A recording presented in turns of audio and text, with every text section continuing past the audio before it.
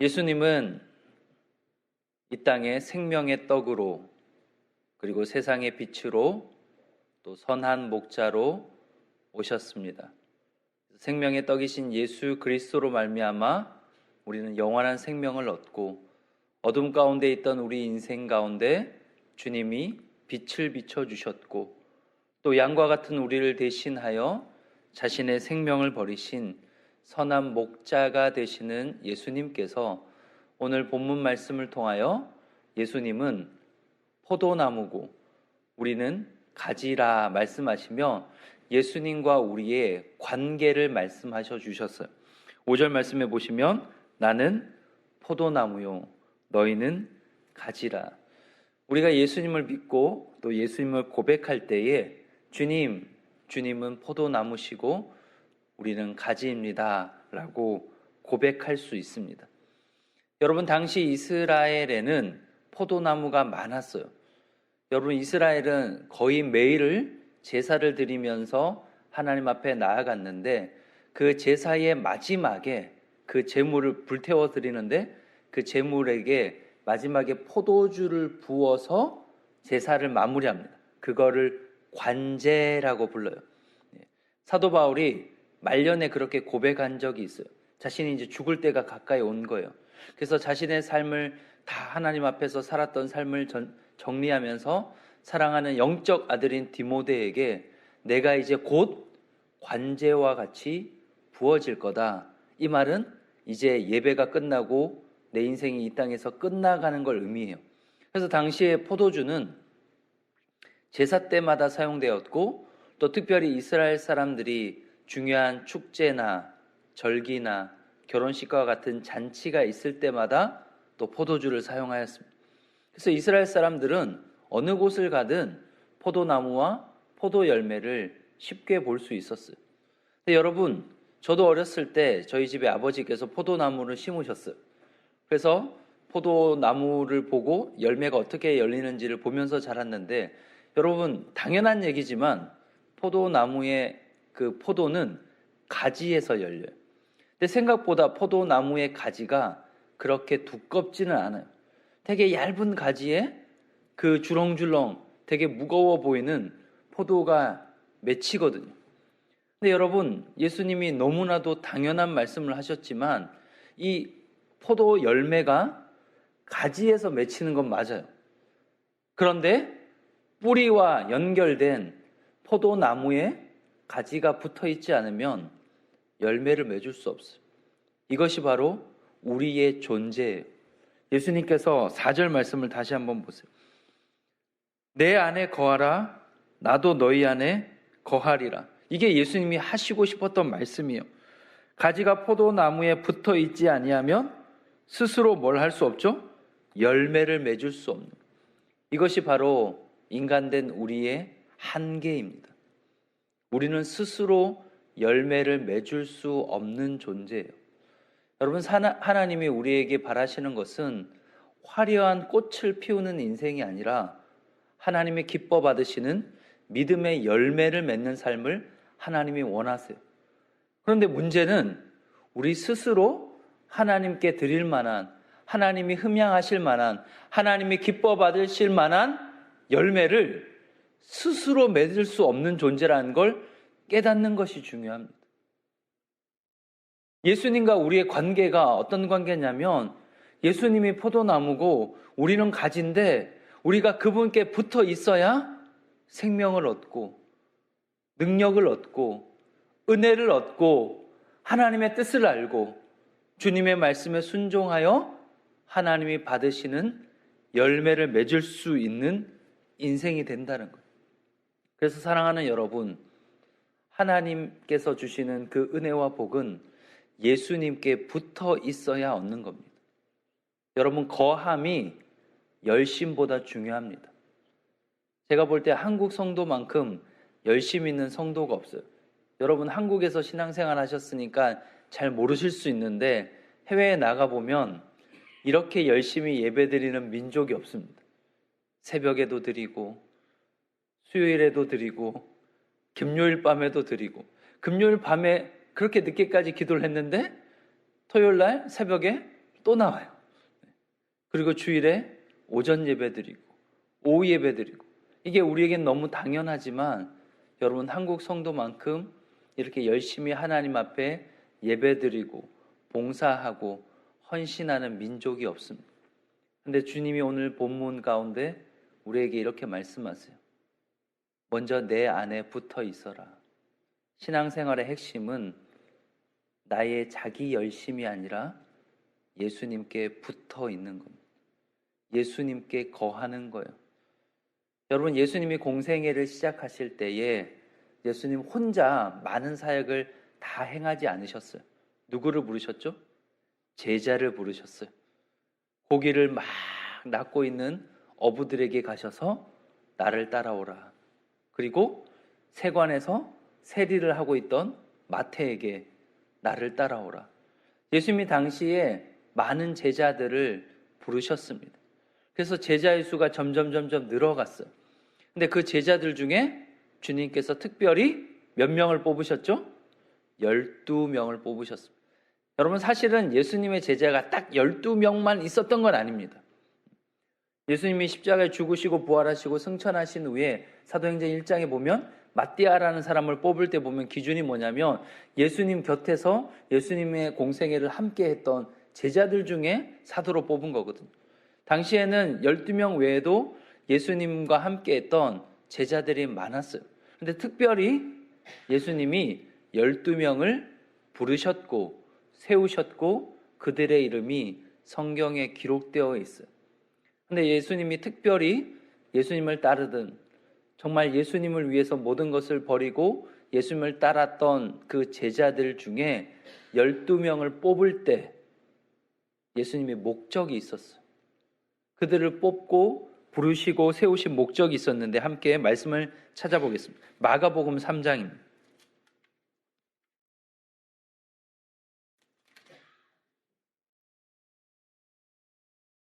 마가복음 3장 13절, 14절, 15절 말씀입니다.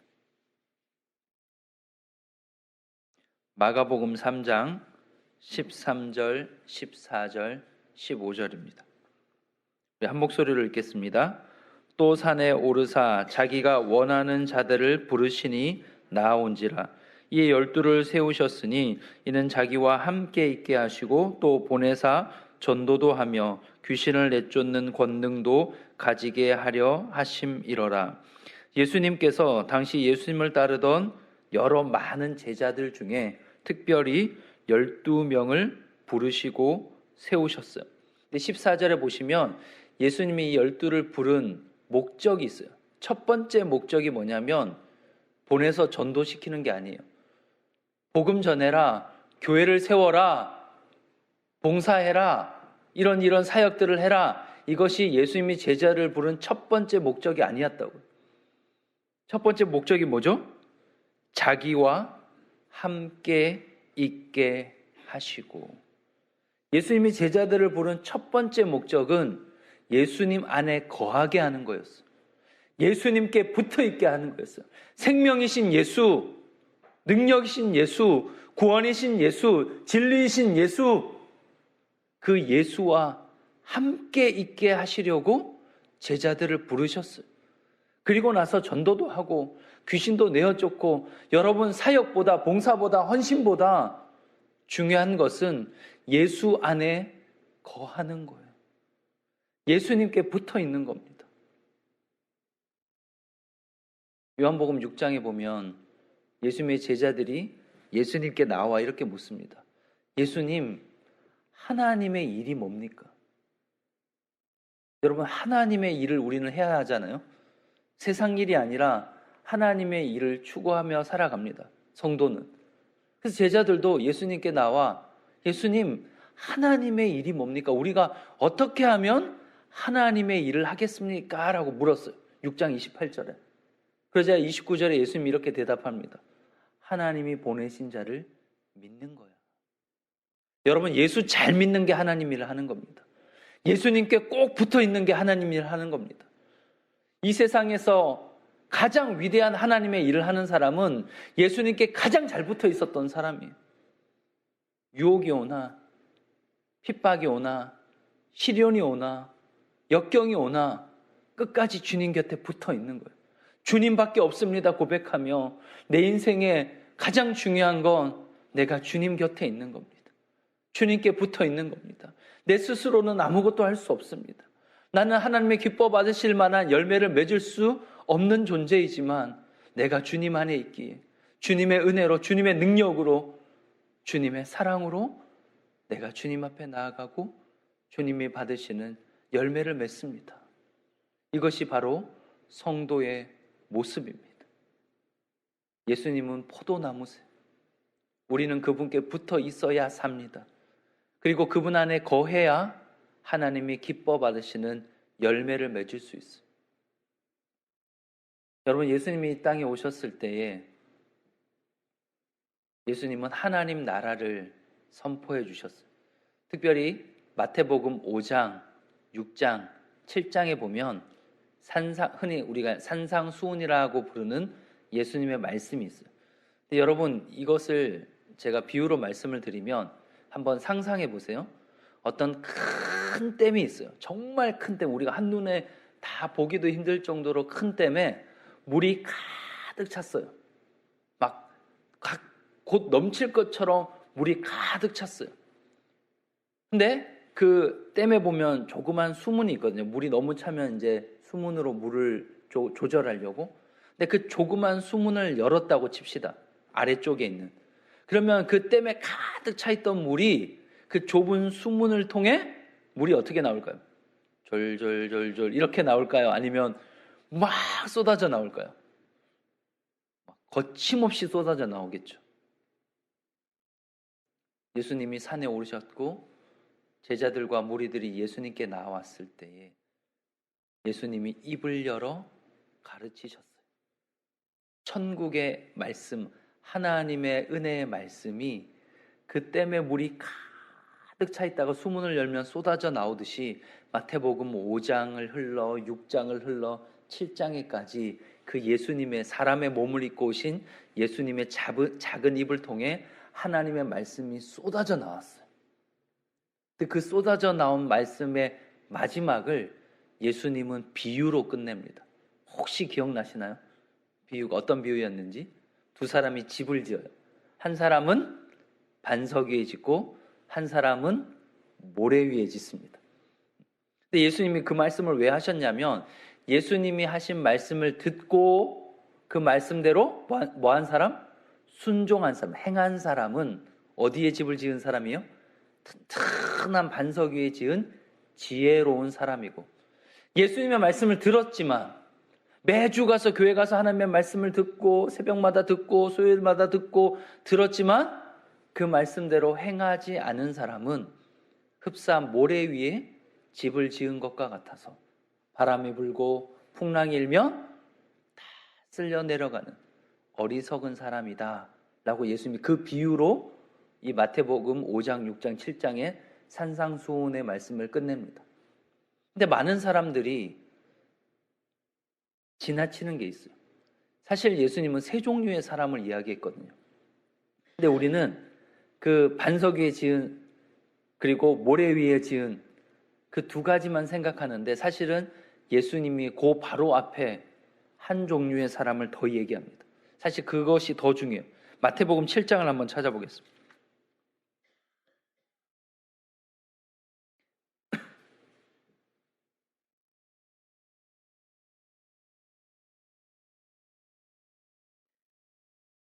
마태복음 7장 24절, 25절, 26절, 27절은 방금 설명드린 대로 반석 위에 지은 지혜로운 사람, 모래 위에 지은 어리석은 사람에 대한 비유가 나오고 그 말씀으로 예수님의 말씀이 마무리됩니다. 그런데 그 말씀 바로 앞에 22절, 23절에 보면 다른 한 종류의 사람이 나와요. 제가 한번 말씀을 읽어볼게요. 그날에 많은 사람이 나더러 이르되 주여 주여 우리가 주의 이름으로 선지자 노릇을 하며 주의 이름으로 귀신을 쫓아내며 주의 이름으로 많은 권능을 행하지 아니하였나이까 하리니 그때 내가 그들에게 밝히 말하되 내가 너희를 도무지 알지 못하니 불법을 행하는 자들아 내게서 떠나가라 하리라. 여러분, 반석 위에 지은 지혜로운 사람도 있고 모래 위에 지은 어리석은 사람도 있는데 또 한 종류의 더 사람이 있어요. 예수님이 밝히 말하되 내가 너희를 도무지 알지 못하니 불법을 행하는 자들도 있다는 거예요. 여러분, 그런데 우리 인간적인 눈으로 볼 때 이 불법을 행한 자는 상당히 열심 있는 사람이에요. 22절을 보면 그 사람은 주의 이름으로 선지자 노릇을 했어요. 저와 같이 목사이기도 하고 선교사 일을 했던 거예요. 주의 이름으로 권능도 행했던 사람입니다. 근데 왜 주님이 그들에게 불법을 행했다고 하셨을까요? 주님께 붙어 있었던 적이 없거든요. 주님께 거한 적이 없는 거예요. 자기 열심으로, 자기 노력으로, 자기 헌신으로, 자기 마음으로, 자기 만족으로 이렇게 하는 사람도 있었다는 거예요. 주님은 그들을 향해 불법을 행한 자라고 합니다. 여러분, 신앙생활 열심히 하는 거 중요합니다. 근데 그것보다 더 중요한 게 있어요. 포도나무이신 주님께 붙어 있는 겁니다. 주님께 붙어 있는 거예요. 주님 안에 거하는 겁니다. 주님과 함께 하는 겁니다. 여러분, 이것을 빼앗기지 마시기 바랍니다. 내가 어떤 일에 열심을 내기 전에, 어떤 일을 하기 전에 반드시 물어야 돼요. 내가 지금 주님께 붙어 있는지, 주님이 내 안에, 내가 주님 안에 거하고 있는지, 이것이 주님이 기뻐하시는 뜻이 맞는지, 내가 주님과 함께 걸어가고 있는지. 주님이 우리에게 원하신 건 딱 그거 하나예요. 함께 걷고, 함께 먹고 마시고, 함께 하나님 나라 바라보고, 함께 주님의 영광을 찬송하는 것. 그것이 주님이 우리에게 원하고 바라시는 것입니다. 그러니 사랑하는 여러분, 화려한 꽃을 피우기보다 열매 맺는 삶을 사시기 바랍니다. 우리는 다 인정받고 싶어 하잖아요. 사람들에게 인정받고 칭찬받고 존경받고 싶어 해요.